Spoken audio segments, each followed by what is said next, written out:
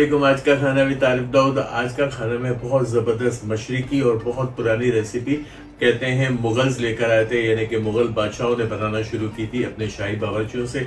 वो था शाही खिचड़ा। टेक्निक ये थी या सोच ये थी कि बहुत सारी दालें और गोश्त मिलकर एक पावरफुल गज़ा तैयार करेंगे, यानी कि वन मील में ही सारी ताकत मिल जाएगी। तो हम बना रहे हैं शाही खिचड़ा। आए चल के बनाते हैं। आपसे रिक्वेस्ट करेंगे, चैनल पे नए हैं सब्सक्राइब कर दें, लाइक करें, शेयर करें, बेल के आइकन को प्रेस करें। आए मेरे साथ, हम बनाते हैं शाही खिचड़ा। जी अस्सलाम वालेकुम। दरूद शरीफ पढ़ के बिस्मिल्लाहिर्रहमानिर्रहीम पढ़ के काम शुरू करते हैं। बना रहे हैं शाही खिचड़ा। यहाँ पे एक बहुत खूबसूरती अल्लाह ताला के तमाम रंग फैले हुए हैं और इनको मिलके बनेगा हमारा शाही खिचड़ा, जहाँ हम ले रहे हैं 400 ग्राम हलीम के गंदम। यहाँ पे 400 ग्राम हमने चना दाल ली है। ये दोनों चीज़ें हम वज़न होंगी। बाकी यहाँ पे दालों का तनासुब इस तरह है कि मूंग की दाल हमने 200 ग्राम ली है, तुअर की दाल या अरहर की दाल 200 ग्राम ली है, मसूर की दाल जो है हमने 200 ग्राम ली है, बासमती चावल हमने 200 ग्राम लिए हैं। यहाँ पे हमने लोबिया 200 ग्राम लिया है। खिचड़े का असल हुस्न ये है कि दालों का तनासुब आगे पीछे कर लें, कोई फ़र्क नहीं पड़ता। असल में तो ये मुग़ल जो हैं, मुग़ल बादशाह इसे लेकर आए एशिया में। चूँकि बहुत सारी दालों का एक मुरक्कब है, साथ में गोश्त है, तो इसको बड़ा ताकतवर तस्वुर किया जाता है। इन दालों को हम पहले अच्छी तरह से भिगोएंगे, यानी कि पहले धो के भिगोएंगे और फिर ओवरनाइट भिगोने के बाद खिचड़ा बनाएंगे।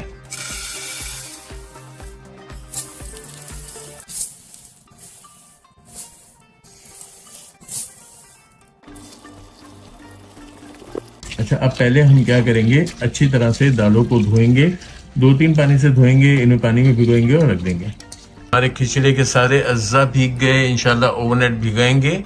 इंशाल्लाह मैं आपको इसको उबालने का तरीका बताऊंगा, मगर साथ में ये भी बता दूं कि इसे जब आप उबालें, ओवरनाइट भीगी हुई चीज़ों को 7 से 8 पानी से धोएं। सारा इसके अंदर पॉइजनस जितनी भी चीज़ें हो जाती हैं, जहरीली मवाद बाहर आता है, उसको निकालना ज़रूरी है, तो धोना ज़रूरी है। चलें आज की रात गुजार के कल इंशाल्लाह हम शाही खिचड़ा बनाएंगे।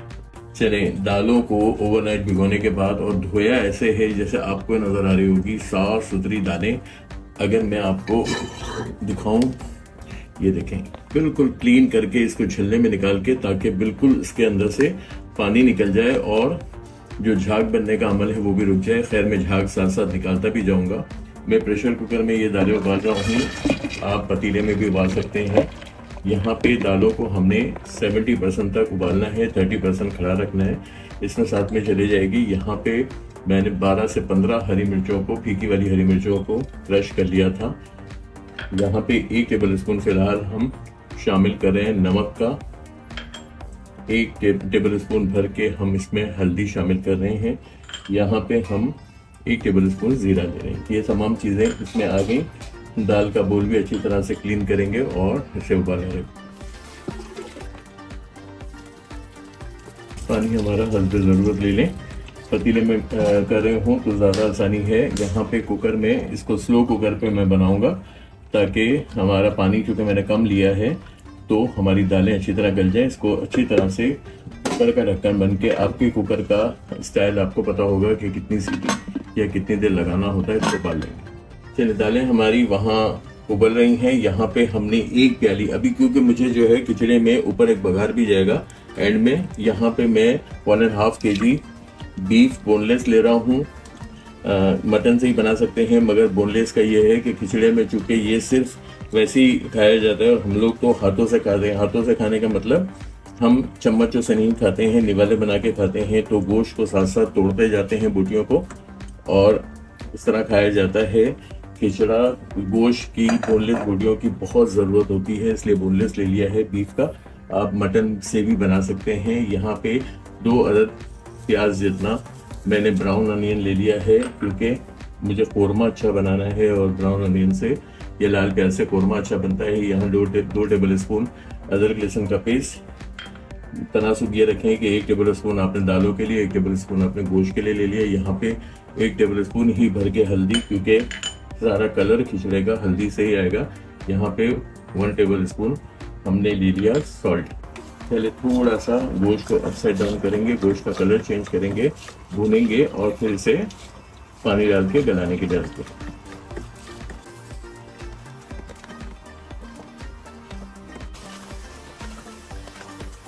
अच्छा, यहाँ पे इसकी भुनाई अच्छी की और बहुत अच्छी आवाज़ें आ रही हैं। यहाँ पे हस्बे ज़रूरत पानी, अगेन कुकर का जितना भी आप लेते हैं, अगर पतीले में गला रहे हैं वो भी आपको पता है, मगर इसको आपने तकरीबन जो है इसको भी 75%, क्योंकि ये गोश्त दालों के साथ जाके पकेगा। खिचड़े का असल खूबसूरती ये है कि दाल और गोश्त को आपने मिला के अच्छा खासा पकाना है, तभी खिचड़े का सारा मज़ा और अर्थ बाहर आएगा। और खिचड़ा सर्विंग से कम 3 से 4 घंटे पहले पका लें, ताकि खिचड़ा मज़े का बन जाए। दाल जो है सारे मसालों को बाहर निकलती है 3 से 4 घंटे में। यहाँ पे पकाने से पहले यानी कि फ़ौरन सर्व करने वाली कहानी नहीं है। यहाँ इसे भी गला लेते हैं और इंतज़ार करते हैं हमारी दोनों चीज़ों के गलने का। चले, अल्हम्दुलिल्लाह हमारा गोश्त उबल गया, दालें अभी भी उबल रही हैं। मैंने दालों का कुकर नहीं खोला। पहले हम क्या करेंगे, इसको भूनने का काम करेंगे। यहाँ पे मैंने 1 टेबल स्पून पिसा गरम मसाला लिया है, और पिसा गरम मसाला जो हमने आज का खाना बनाया, बार बार इसलिए कहता हूँ, मुझे पता है कि उसके अंदर कैसी चीज़ें डली हुई हैं और क्या शाही खुशबू है इसके अंदर। उसका लिंक जो है हमारे डायरेक्टर साहब लगा देंगे। यहाँ पे 1 टेबल स्पून भर के हम यहाँ लाल मिर्च ले रहे हैं, क्योंकि मैंने सब कुछ हरी मिर्चों के साथ किया था। यहाँ पे 1 टेबल स्पून भर के धनिया पाउडर, और यहाँ पे इसकी भुनाई।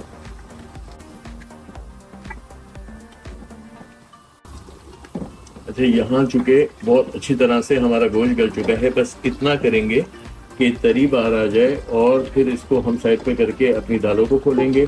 देखें, खिचड़ा आसान आइटम है मगर मज़े की आइटम है। एक रिकमेंडेशन है कि गोश्त अच्छा खासा लें।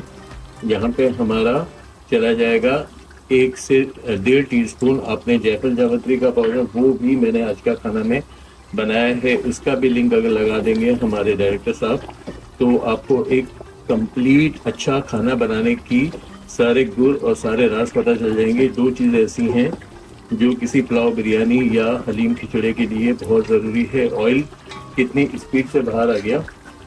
यहाँ पे हम शामिल करेंगे 1 छोटी प्याली, जो तकरीबन 8 से 10 टेबल स्पून मैंने दही ले ली है, ताकि एक अच्छी खटास आ जाए। बहुत से लोग खिचड़े में एंड में इमली का पल्प डालते हैं, मैं नहीं डालता।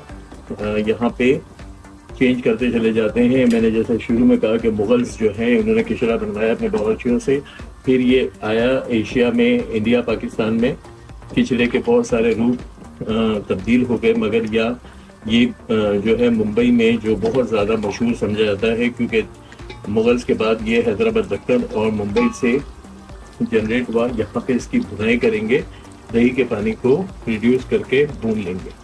अच्छा, यहाँ पे शोरबा भी रखना है। अब ये देखें, इतनी दालों को हमें मसाला पिलाना है, तो शोरबा मुझे चाहिए। ये शोरबा इतना, यानी कि बिल्कुल ड्राई आपने इसके कौरमे को नहीं कर देना। यहाँ मेरा ये काम डन हो गया, मज़े से हो गया, मेरी खुशी का आलम, क्योंकि मेरा बहुत फेवरेट है, बहुत ज़्यादा फेवरेट है। जैसे मैंने बताया कि हम लोग इसे हाथों से खाते हैं, निवाले बना बना के, तो आप सोचें, इनसे तस्वुर करें कि कितना मज़ा आता होगा। मगर मैसी होता है मगर मज़े का होता है। यहाँ इसको बंद करते हैं, हटाते हैं, ले आते हैं, फिर डालें। मैंने प्रेशर कुकर का प्रेशर निकाल दिया, और मैंने दिखाने के लिए आपको यहाँ पे ये देखें, जिसे कहते हैं दरदरा, यानी कि गला हुआ है मगर साबुत है। अब क्या है, इसको हम मज़ीद 20% जो है वो अपने किसी मदानी से या किसी बीटर से पीस लेंगे। हम इसका 80% खड़ा रहने देंगे। यहाँ पे ये जो छाछ बनाने वाली मदानी मेरे बहुत काम आती है। हलीम में तो हम इलेक्ट्रिक बीटर भी ले लेते हैं, मगर यहाँ मैं थोड़ा सा इससे काम चला लेता हूँ। आसान काम है, हर घर में होती है। थोड़ा इसे पीस लेंगे, और मैं आखिर तक आपको दिखाता रहूँगा कि कितने % जो है वो चीज़ें नज़र आनी चाहिए। मगर इसको पहले अच्छी तरह से थोड़ा सा घूट लेते हैं। अच्छा, अब इसको इतना मैंने पीस लिया है। अगर मैं अपनी मदानी को लाके दिखाऊं, कुछ दालें नज़र आ रही हैं, कुछ गंदम नज़र आ रहा है, बाकी हलवा हो गया। अब इसको हमारे पके हुए कौरमे में शामिल करना शुरू कर देंगे। वहाँ जाके मज़ीद पकेगा तो जितनी भी खड़ी चीज़ें हैं वो और भी टूटेंगी। टूटा हुआ होना मकसद है, खिचड़े का मकसद है। जैसा हम कहते हैं कभी कोई बिरयानी या पुलाव हमारा नरम हो जाता है तो हम कहते हैं खिचड़ा बना दिया, बस इसको मिलाना शुरू कर देते हैं। अच्छा, अब फिर हमारा कौरमा आ गया। चूल्हा अभी बंद है।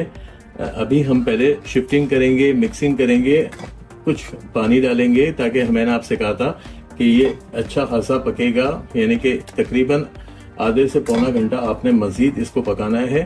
फिर जाके जो है वो यकजान होगी हमारे खिचड़े के सारे अज्जा। फिर हम क्या करेंगे, हम रख देंगे इसे पका के 2 से ढाई घंटा, फिर इसको सर्व कर देंगे। 2 से ढाई घंटा पका के रखने से दाल और गोश्त एक अजीब सी और बहुत खूबसूरत खुशबू और बहुत खूबसूरत मज़ा शामिल कर देगा। ये सारी उबली हुई दालें आ गई, पहले हमें इसे मिलाना है। अभी ये बहुत गाढ़ा है, पकाने के काबिल नहीं। पकाने के लिए हमें इसके अंदर लिक्विड की ज़रूरत होगी। ये देखें, पहले इसकी मिला दिया इसको। अब क्या करेंगे, पकाने से साथ साथ ही मैं 3 प्याज ब्राउन करने को रख दिए, मैं आपको दिखा देता हूँ। उसका ऑयल का तड़का भी हम इसमें शामिल कर देंगे, ताकि वो ऑयल तो नहीं, देसी घी का तड़का इसमें शामिल कर देंगे। आप चाहें तो ऑयल से बना लें, नॉर्मल घी से बना लें। मैं देसी घी के साथ ही खिचड़ा बनाता हूँ। यहाँ पे इसे अच्छी तरह मिला लिया है। अब प्याज का तड़का इस पे डाल देते हैं। अच्छा, अब मैंने चूल्हा चला दिया। मिक्सिंग के बाद यहाँ पे प्याज फ्राई करके रख दी थी और देसी घी के साथ प्याज फ्राई की। तकरीबन 6 टेबल स्पून देसी घी लिया था। आप अपने नॉर्मल ऑयल से भी कर सकते हैं। यहाँ पे ये जो प्याज है वो मुझे गार्निशिंग में काम आएगी। ऊपर से हम जब छिड़कते हैं लवाजमात, यहाँ पे हमारे बघार वाला घी, शक्ल तो ऐसी आई है ना, मगर ये मज़ीद पकेगा। मज़ीद ये थोड़ा सा ढीला होगा, जिसे कह दें बावर्चियों की ज़बान में, यानी कि रनी होगा। और हमारी मज़ीद दालें भी पकेंगी। चूल्हा बहुत लो पावर पे है, क्योंकि अब कोई पकाने का किरदार नहीं, अब दम देने का किरदार है। इसमें हस्बे ज़रूरत पानी शामिल करेंगे, ताकि हम आधे पौने घंटे का दम इसको दे सकें। चम्मच को करेंगे चेंज, और क्योंकि हमें अब इसके पेंदे में जो चिपके हुए दालों को भी साथ साथ घुमाते रहना है। यहाँ पे इसे घुमाते रहेंगे, पकाते रहेंगे, और तकरीबन मेरे बोलने पे तो 1 घंटा पका लें। अगर आपको लेंदी लग रहा है तो आधा घंटा पका लें। यहाँ पे इसको पकने देते हैं।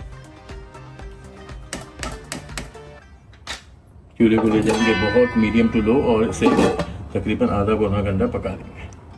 चलें, 1 घंटा पकाते रहे और इसको चलाते रहे।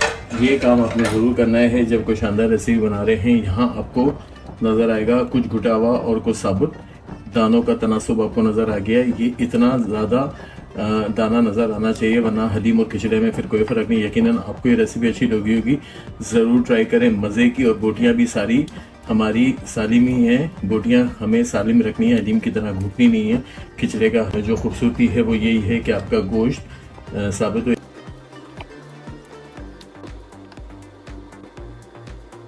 पुदीना, धनिया और अदरक जितना चाहें अपनी प्लेट में भी लेना चाहें, मगर अगर किसी को भिजवा रहे हैं तो इस तरह कर लें। चाट मसाले के साथ एंजॉय करें। ज़बरदस्त सा हमारा खिचड़ा यकीनन आपको अच्छा लगा होगा। आपको अच्छा लगा हो तो क्या करेंगे, चैनल को सब्सक्राइब करेंगे, लाइक करेंगे, शेयर करेंगे, बेल का आइकन प्रेस करेंगे। आ जाए, एंजॉय करते हैं शाही खिचड़ा।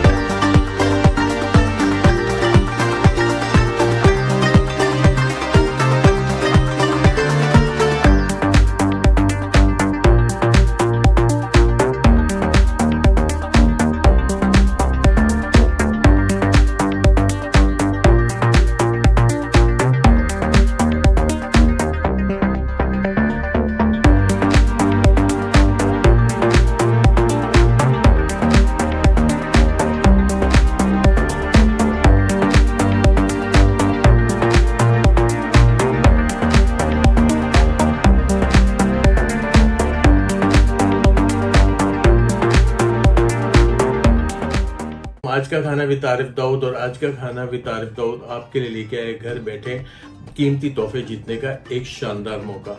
आपको डिस्क्रिप्शन के अंदर लिंक्स मिल जाएंगे, उनको फॉलो करें और जीतें बहुत ही खूबसूरत, बहुत ही हसीन मुख्तलिफ कोलैबोरेशन। मुख्तलिफ कंपनीज के साथ मिलके हमने कोलैबोरेशन की है, जो आपको हर महीने 2 तोहफे मिलेंगे। कुरानंदाजी के तहत आपके घर पे पहुंचा दिए जाएंगे कराची से बाहर के लोगों को कोरियर के थ्रू।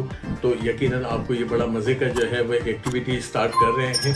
आप फॉलो करते रहे आज का खाना विद तारिफ दाऊद।